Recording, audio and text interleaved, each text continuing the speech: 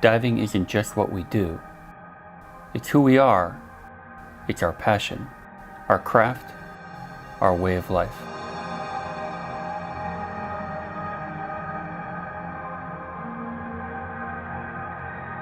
I'm Brian Carney. I'm currently the president of SDI, TDI, ERDI. I got my start in the current position of working for TDI back in 1998. Brett Gillum, the former owner and founder of International Training, he asked me to come up and work as his assistant.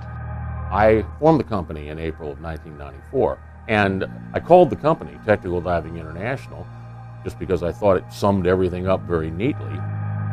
One day we sat down and created a game plan, and we started what is the original Technical Diving International.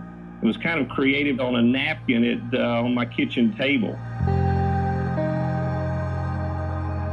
We were advocating and putting products and devices into play that were not fully understood by a lot of the sort of, let's just say, the older mainstream diving industry. And with nitrox, I mean, actually we had situations where people were outright condemning it, saying it had no place whatsoever. I remember when we went to our first DEMA, the first diving trade show we went to as Technical Diving International, everyone was throwing shots at us. They were trying to get us moved to the back of DEMA, trying to push us in a closet. They were telling us we didn't belong there.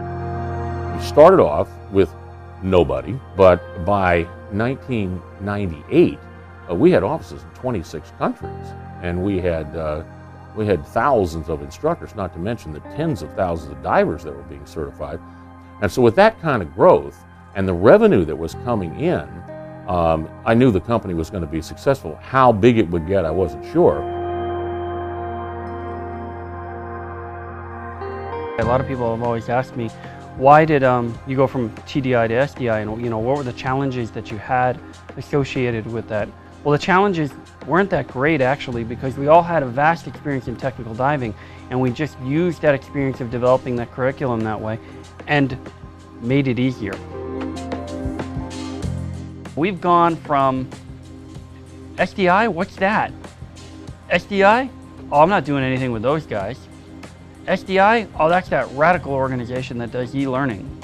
To now, one of the most accepted training agencies in the world. ERDI was started in the sort of the middle of 2000. It was originally launched just in the US, and now we're in 5 different countries, so it's been adapted internationally to be able to work for their standards and their divers and their techniques. So its global acceptance is doing really well right now. I think the family atmosphere that we've created has really rung true to the success that we have felt over the years. Treating the people that we work with on a day-to-day basis with respect and understanding where they're coming from and the value that they bring to us, I think has always been something that we've prided ourselves on.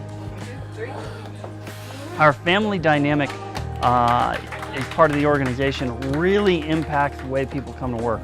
There isn't a time clock where you go from 8 to 4 in the afternoon, or 9 to 5, or 9 to 6, whatever your hours may be working in the company. People come to the company early and they leave late because they love what they're doing. We have a whole group of divers, and most of those are instructors. So this is all the way from my position all the way down to our bookkeeper, who, you wouldn't think had to learn how to dive, but no, it's part of our culture, it's what we do. I think that in a lot of ways we shaped the way the industry is where it is right now. Online training was not available when we came into the game, and it is now. We started it, we launched it, we had it out there for 3 to 4 years before anybody else even embraced it, and now virtually every agency has an online training component. We came out with the solo diving program, and now we have 2 other agencies that took, again, a long time to even put anything out there, and we had it. From the early onset of SDI, Brett was very, very clear that tables were becoming a thing of the past. They had been in use for so many years, and dive computers is what everybody was using. So our primary training for dive tracking was dive computers. ERDI, when it came into the game, we started producing materials that nobody else had, and standards that nobody else had, for courses that nobody had. We're doing something right. Whether it be the way that our message is getting out, whether it be the type of message that's getting out, I'm not exactly sure. There's a recipe that's just molding together. All of the ingredients are working. For so long, when I came up through the ranks, we had heard, oh, this is the way it's always done. You can't change this, you can't change that. And there wasn't any real reason why there were limits put in places. I want ITI's legacy to be an organization that impacted change through the diving industry.